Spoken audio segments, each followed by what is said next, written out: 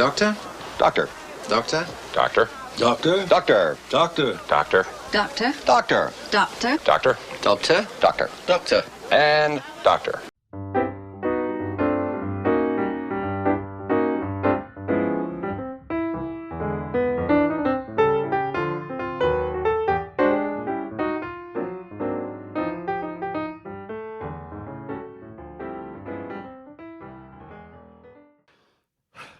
Welcome to another episode of the Tuck Shop Podcast.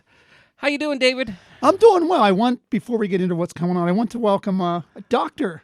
Yes. Cernell here to the program this week. I've had this little pain in my neck here. Maybe you could. It's probably somebody who you know. Not that kind of doctor. No. Congrats, Last since week last I we talked. successfully defended my dissertation. I'm now a doctor of business administration, and it was I have fun. a business problem. If you have a business problem, Got it. Business medical problem. No, it was very exciting. It was good. I'll eventually be able to put out the document once they get all the paperwork kind of finished. But we are currently in the party season of doctoral work. I'm very excited. I wanted to be the first to congratulate you on the the air. podcast. Thank you. Good. Well, that's good. No, it was exciting. It was very good. A little bit of a Zoom problem they had trying to get it set up, so that was always fun to kind of, as Dr. Kokenauer, when I was killing time, he said, trying to ice the kicker, but not a problem. We handled it all right. Other than that, it's been a kind of a nice, quiet week. Kokenauer. We made it through. We made it through without major incident, although I do have to handle this parking ticket that they accidentally gave me on Friday, but I'll handle that. But we're doing good. Yeah.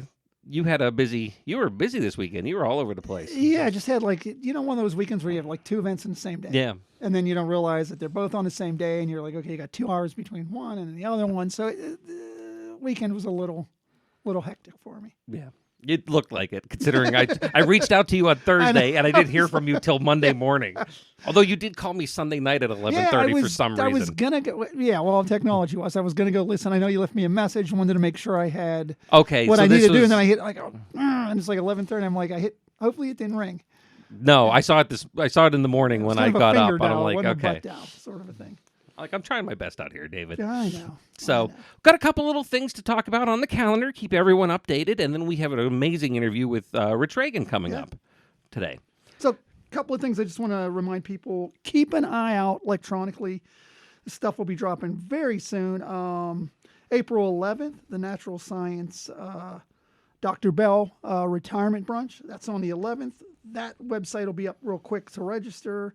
Also, Hall of Fame on the 25th of April. And I know I said last time we talked about the pub night at Roland's in the Strip. We now have a date. That'll be April 30th from 5 to 7. So keep an eye out for that kind of stuff. It's all going to be coming out in the next week or so electronically. All of those things, you got to let us know you're coming. You got it. Just can't show up. Got to let us know. Register, no big deal. Give us a heads up. We always have cool information or some kind of cool thing to give you. So come on out. And the best thing, again, if you found this show, if somebody forwarded you this, social media for the alumni. We have Facebook. We got LinkedIn. We got all kind of cool stuff out there that you can get a hold of us through those.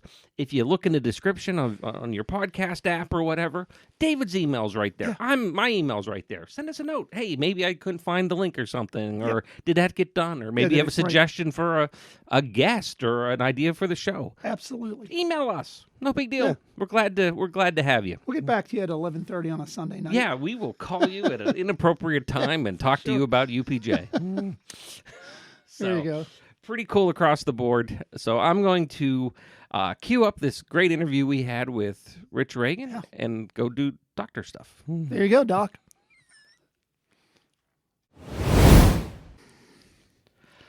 Rich Ragan, welcome to the show. Thank you, Matt. Appreciate it. Looking forward to having a nice discussion with you guys. Oh, it's fantastic. You're coming to us from Detroit, right?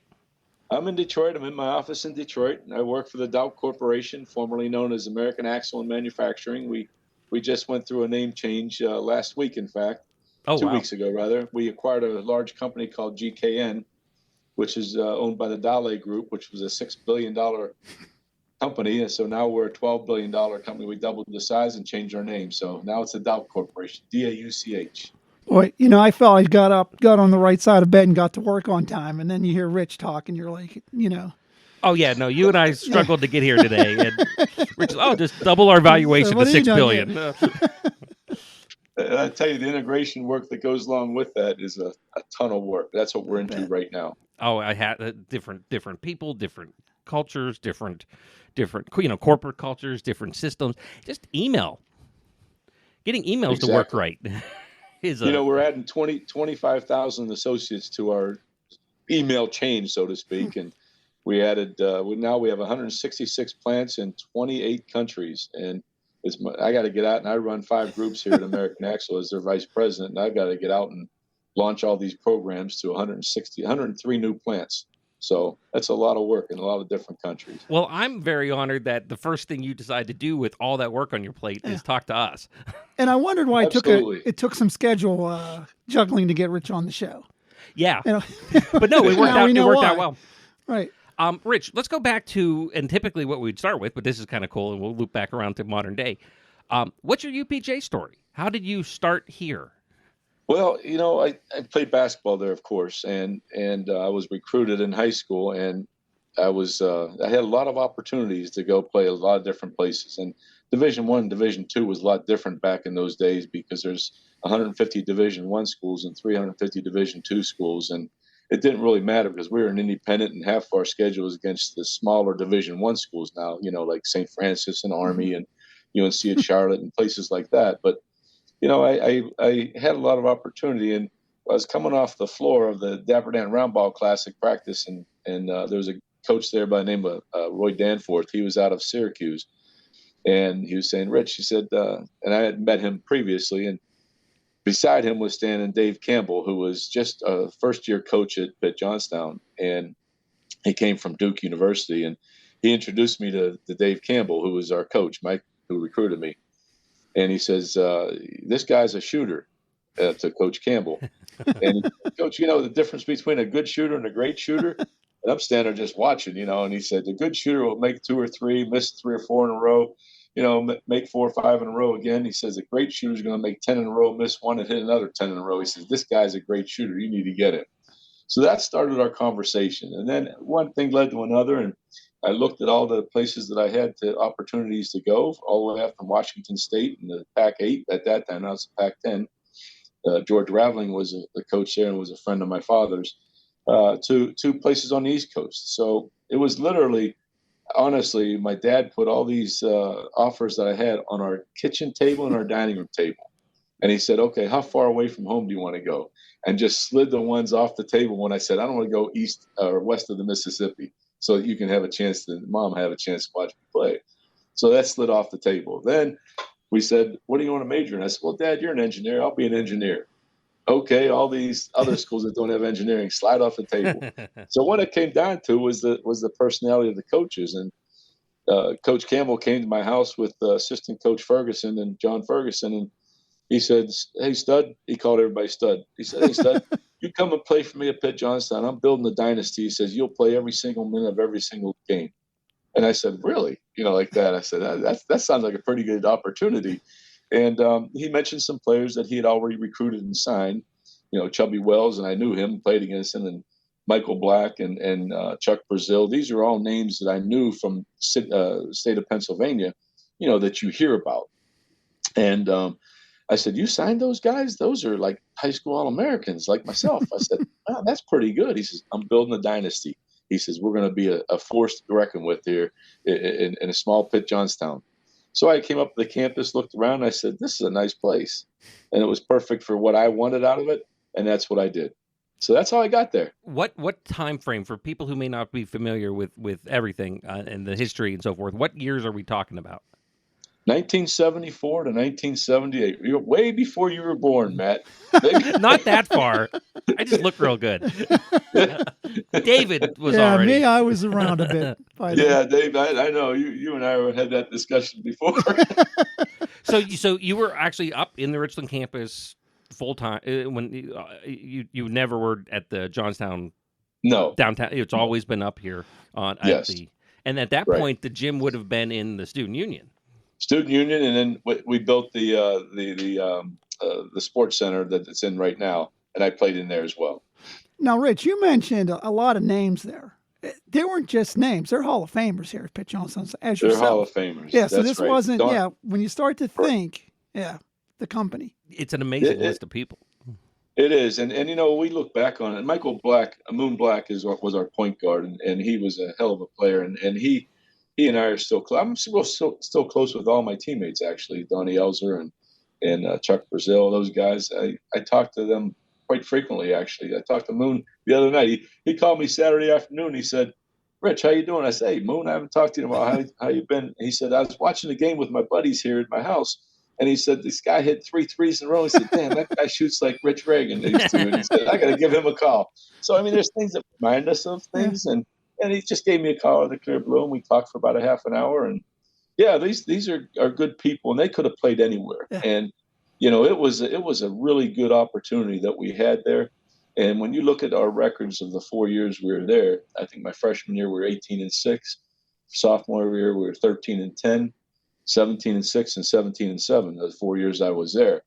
But those losses were against Division I teams. Like we lost to St. Francis, we lost to Army, Loyola of Chicago. We beat Loyola, and we beat Mount St. Mary's, and those were all Division I schools. And we had a very strong team. I think we were ranked 11th in the country my junior year and 13th in my senior year. So, we were forced to reckon with back in the day. Different game nowadays. I only played in 20 games a year at 80 games. And, when I was inducted in the Hall of Fame, funny story. My daughter says, "Daddy," my stepdaughter, he called me Daddy because I've been with him since they're 5 years old. And, "Daddy, Tyler Hansbrough has 2,250 points and leads the NCAA. You only had 1,303. That's not all that much." I said, Al, let's think about that a minute. Tyler Hansbrough plays 35 games a year. Even let's say 30. 30 times 4 is 120. I played 80.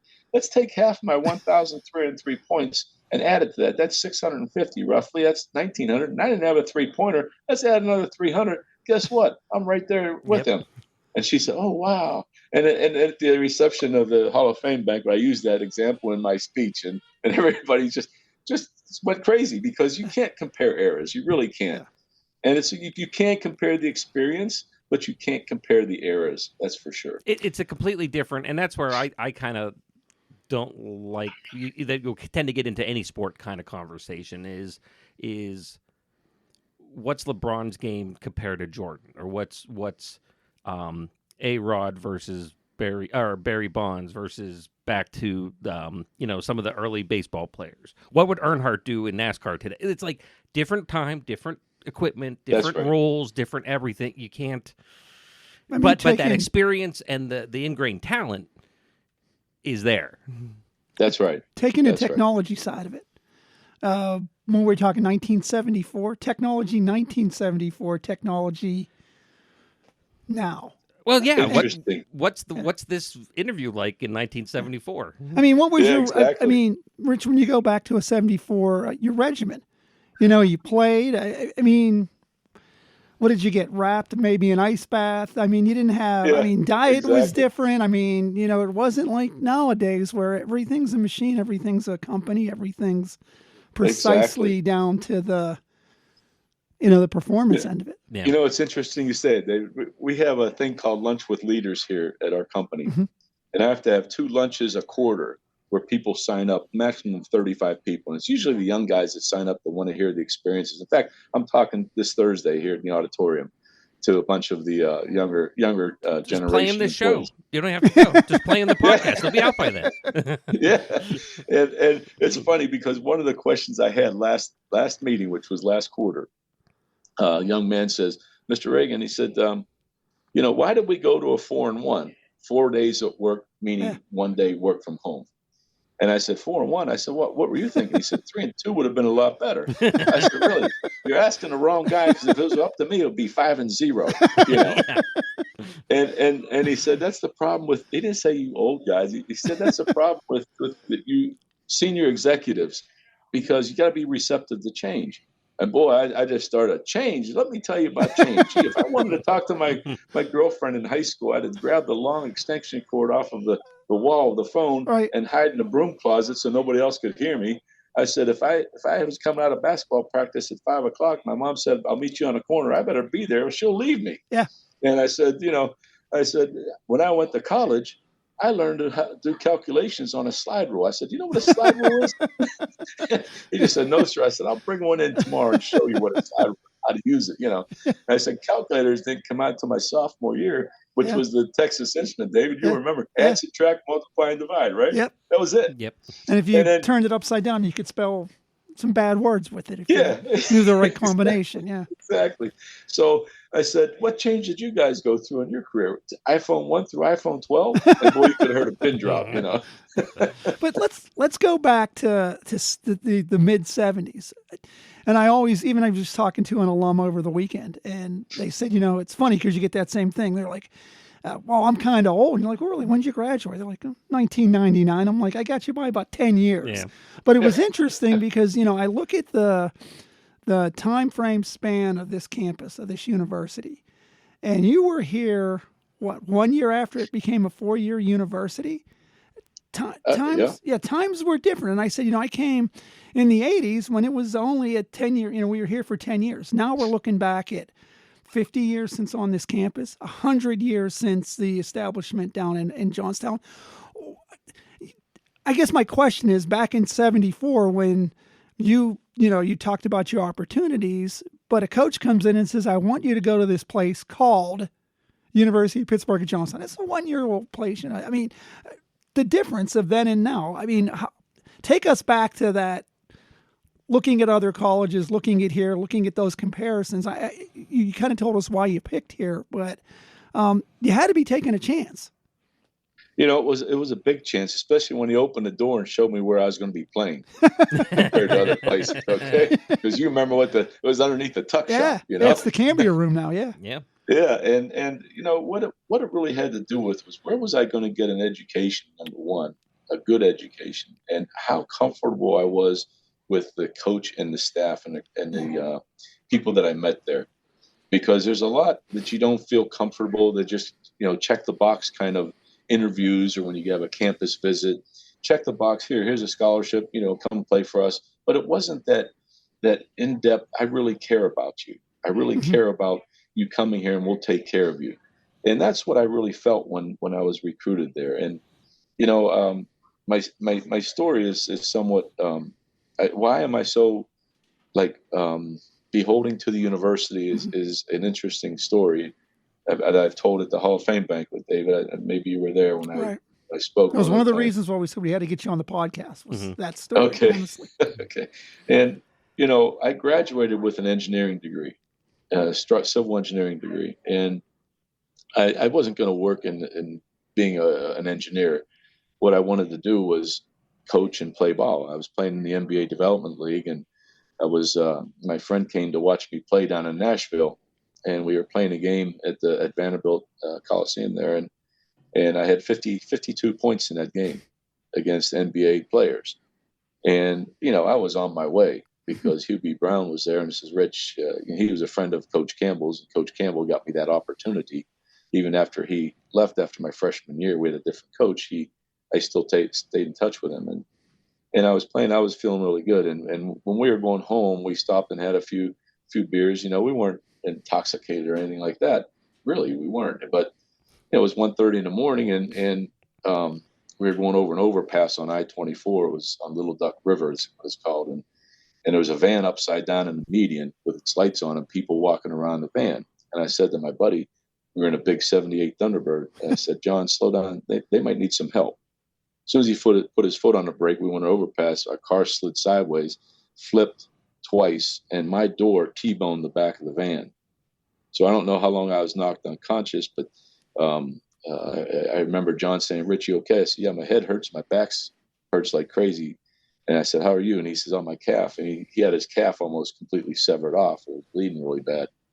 And he said, let's get out of here. And we tried to get out of the car, and the doors were jammed shut from the rolling. But the moonroof was cracked, big 78 Thunderbird. I said, John, you go first. So he was on the hood of the car, and I was shimmying myself out of the moonroof when I heard everybody yell, "Look out, here comes another one." And I remember turning my head and seeing two headlights come hit the car and threw me 65 feet through the air into the median. And the last thing I remember was laying there, and a state policeman coming over and feeling my neck to see if I was still alive. And opened my eyes and startled him. He said, "Lay still, son. The ambulance is coming." I said, "Ambulance, hell, I'm going home. I'm cold."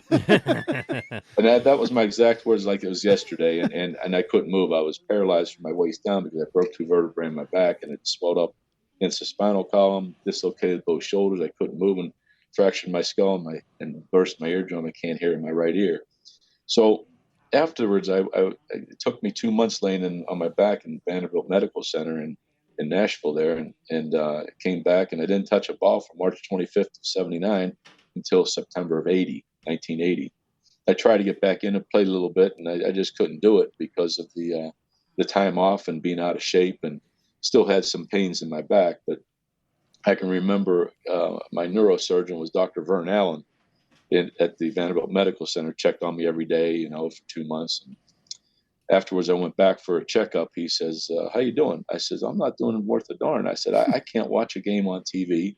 I can't go to watch a basketball game or clap and applaud for anybody. I said, it's all been taken away from me. He said, "Rich, you ought to go and talk to my twin brother, Dr. Von Allen. He's a sports psychologist at Vanderbilt University." And I said, "All right, I'll go."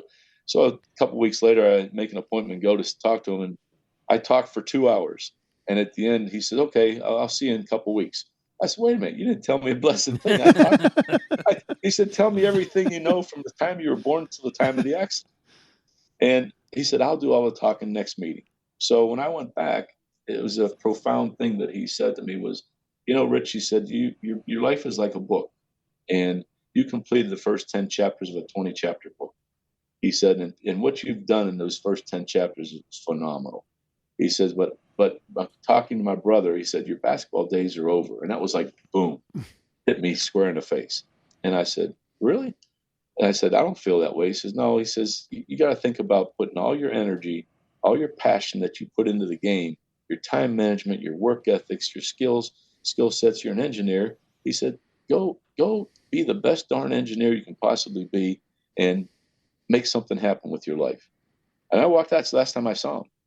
And I came back and I said, he's right. What am I going to do? So I went and got my master's degree from University of Tennessee. I went and got my professional engineer's license, first time I passed it, and, put all that energy into being an engineer or being a leader. And that's where I am today. And I lead a group of, for American Axle, globally. I don't know how many thousands of people, but I run 5 groups. I'm responsible for global facilities, global real estate, global safety program, power and energy, and I think I said real estate, but security. And I have all those directors that run those groups for me, and then I just, like a puppet master and be a lead. And prior to coming here, I was CEO of 4 different tier supplier companies here in the automotive industry in Detroit. So I left there and I was retired, and the chairman's a good friend of mine here, and he talked me into coming out of retirement. I promised him 3 years, and 12 years later, I'm still here. Still there. Go figure, right? But the reason I tell that story, Matt and David, you've heard this before, is, without my education, without the skill sets that I learned at UPJ, even from coaching and playing basketball, I can tell you stories that really molded me as a human being, and I use it in the workforce every single day. And without that, who would I be? So I'm very grateful to the university and the people there for giving me the opportunity to succeed. You talked briefly at the beginning about looking at engineering programs, and you said your dad was an engineer. Any other was that you knew I wanted to do engineering? I loved it, or is there tempting? Did you sit in a gen ed class and be like, "Man, you know what? Physics sounds good," or poli-sci sounds fun, or is it just, nope, I'm glad to be an engineer? And you know what? It was one of these things. "Dad, what should I major in?" I said, "You're an engineer. I'll just put engineering down." But I think part of that also is, you've got, it's obvious, Rich, you weren't a bad ball player. You were a very good ball player. Yeah. I find that often, is it not tempting to say, I could either study or I could do something that comes more natural, and that could be my future. I mean, you had said, your track was get out of college, follow the MBA path. I mean, there's something to be said for that. What David's trying to very nicely say is, boy, engineering's hard considering you could have just done something like practice your David free and I throws. did and done something simpler. Yeah.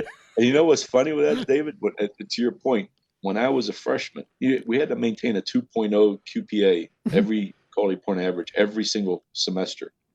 First year in college there, first semester I was 3.2.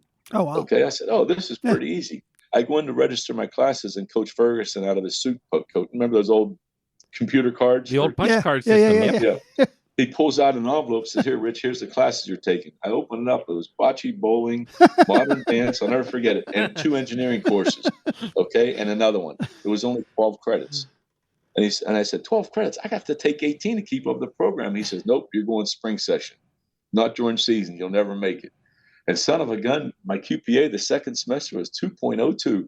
And you know why I got that 2.02 is because I got A's in bocce, bowling, and modern dance. So, these guys knew what they were talking about and kept me on the straight and narrow. Yeah. So, it works out. But I was always good with numbers, and I always liked math. And my dad kept me interested in engineering because he worked for American Bridge Division of U.S. Steel. Okay. And he was always building huge things, Mackinac Island Bridge, Renaissance Center here in Detroit, all the buildings in Pittsburgh, the New River Gorge Bridge in West Virginia, and it was all interesting to me. So that's why I went into engineering as well. My dad had a lot of influence there.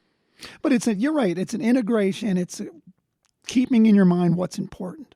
And I think you're right. I think, we're both graduates of this same institution. And I think there was always that sense that you were here to enjoy the university, whether it was sports, whether it was social, but you had small classes. It was nose to the grindstone. I mean, you walked out of here with a pile of work that you could say you could be proud of. Right. No question about it. And the teachers there were phenomenal, in my opinion. And Dr. still are. Parker, I'll never forget him. Yeah, Thank you. And Dr. Martinazzi in mechanical, because I had to take some mechanical courses. Those guys, Dr. Parker especially, was just totally fixated to make sure I understood. When I had questions, I had no problem going into his office and saying, "Help me with this, would you?" And it was a really great experience, in my opinion. It's kind of neat story, and the fun thing about doing this show for now over coming up on almost 100 episodes is it's a story we've heard kind of over and over again from, especially on the athletic side. Mm-hmm. It was not just I think there's a lot of places that potentially get a bad rap, and there's probably some places that actually have this justifiably deserved. Mm-hmm. Oh, go take nothing. Right. Don't show up for class. You leave here, you're ready. You're trained. You're connected. You know what you need to know. And yes, that's right, Matt. And you know what? It's funny because I was so well prepared for the work industry compared to my peers, Mm-hmm. and I can see that. Yeah. When I would sit down and there was a problem given to me because it was engineering technology, when I was there, it was more application rather than theoretical. And the application is what you really experience in the true world. And it was a breeze. Going through my master's degree, I took half MBA and half engineering management because I wanted to be a leader of an engineering company, mm-hmm. which I ended up doing twice, in Middo Engineering in Cleveland and Giffords Associates here in Detroit as their CEO. But the thing about it was you were able to take that real-time application and apply it really quickly in the field. And that was when I look and over and see what other folks were doing, I was ahead of them. Mm-hmm.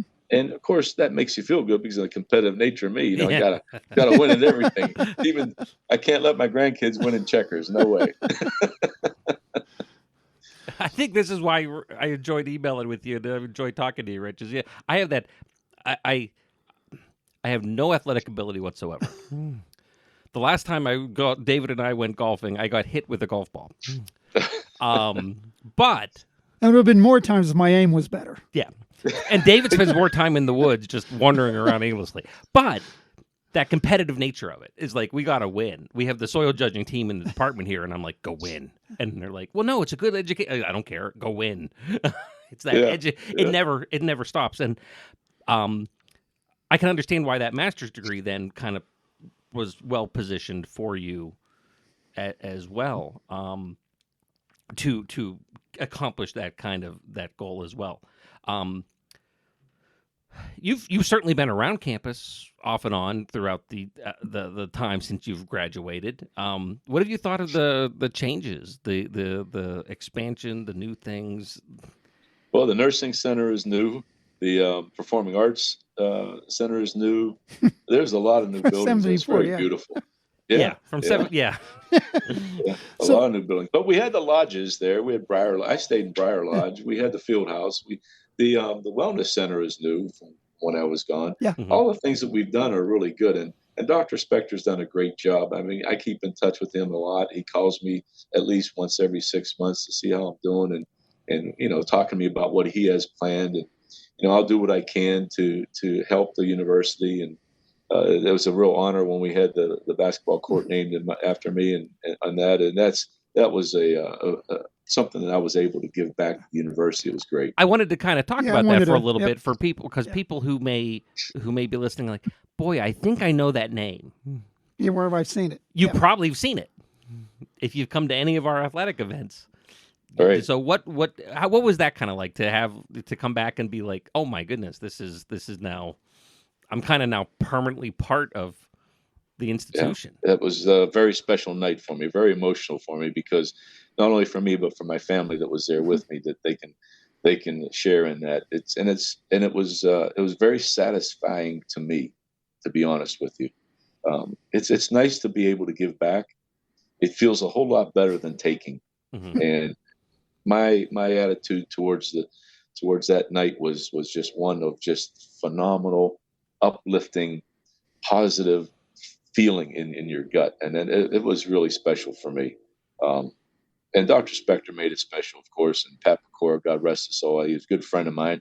In fact, I always tell a story. You really want to know Pat? He took the job when I was my junior year there, and Pat was only 22 and I was 21. So I can tell you a lot of good party stories that we had together. but the floor, Matt and David, it was something that you give back to the university and you feel good about it. And, the biggest disappointment that I've gotten, and my kids have tried, is I wish I had game films of when I played. And we had beta format that we taped over, and nobody kept them. And, it'd been great to sit down with my grandsons, who one plays basketball and one's a swimmer, and say, here's what grandpa did, or with my kids, it'd be great. But, it's not there. And so they have the stories. But you know what, though, Rich? There is that chance, and I want to just talk once a little bit more about the giving back part, but there is that chance that, with the internet, we talk about technology. Yeah, it could be. Interestingly enough, I was looking for a Friday fun fact at one point and stumbled upon a recording of Lou Reed playing at Pitt Johnstown in 77, excuse me, in the what was now the cafeteria. That was just archived somewhere on somebody downloaded it. So who knows? Maybe there's some Rich Ragan films out there that may. I wonder surface. if JAC has any. I wonder. My kids even called a couple of the universities that I played against, like up in Buffalo. Oh, sure. That was one of my favorite games up there in Buffalo, but they don't have any. So you never know. Let me get back to, the importance of giving back. I mean, we just came off of a very successful Pitt Day of Giving. And it's interesting because I'm going to kind of do the pitch, to use a sports term. And, the importance of that, this university had done, obviously to where you are today, whether it was sports, you could be retired NBA right now had things not turned on that one night. But this was one of these things where we've even focused this year on new donors this year. We were challenged to find 100 new donors, and we found 180, or 180 found us. And there's that same feeling that it's that giving back. It's whether it's $10, whether it's $5,000, whether it's $1 million. Just the importance. If you could just touch just a little bit on just the importance. I mean, I don't know that people understand just what that means. To a university coming from the giving side. I know you spoke a little bit about the feeling it gives you, but just the importance that you felt it meant. Yeah, well, the nicest thing, because I always make it to the men's basketball program, and once every 4 years, Bob, Coach Rucavina, and I said, look, have an experience for the players so that somebody's there for 4 years. One out of those 4 years, they're able to go somewhere. Go play in Hawaii. Go play in Puerto Rico. Go play wherever. And Bob has done that, and I support that, and I fund, continue to fund into the men's basketball program so that these kids can experience that, because it's important that they have an experience that other kids may not necessarily have going to a different university. So giving back is important, because not only are helping, but you're molding the future for some individuals. I don't know who they are, but you feel Right. pretty good about it. And that's something that everybody should consider. Like you said, if it's $5, $10, $100, $1,000, whatever it may be, it helps. Couldn't have said it No better question. myself. No, When you retire, if you need a job in development, Rich, maybe we got a spot could help for you out here. Well, Rich, I want to thank you for taking over a half hour with us and talking a little bit. Hopefully, next time you're on campus, we can sit down again and do Take an it to the tuck in-person shop. chat. You got a I tuck was dog just with your name on it there. So There you go. I was just there a couple of weeks ago when we played Indiana. I always try to make it back. Okay. We have plants over in Ridgeway and St. Mary's and Emporium, Mm-hmm. and I always make operations reviews there around the schedule of the team, so Oh, I nice. can see a couple of things. Yeah. So I will definitely stop in next time and say hello. And David, of course, I know where you are. yeah, stop we'll get you a tuck dog with Yeah. bacon and cheese. There you go. Love it. Rich, thank you again for everything you do for us and taking time and being on the show here. We really do appreciate it. That's my pleasure. It's been a lot of fun. Thank you very much. And for everyone out listening, as always, our contact information is down in the description of the podcast. If you have a question for me or David, or have an idea for a show, shoot us an email. Absolutely. Until next week, then, we will hope you have a great one, and talk to you next Wednesday. The Tuck Shop podcast is recorded live on the University of Pittsburgh at Johnstown campus. Update your contact information with us by visiting johnstown.pitt.edu/alumni. Connect with us online via Facebook and LinkedIn, or consider donating to the university at give2.pitt.edu/giveupj.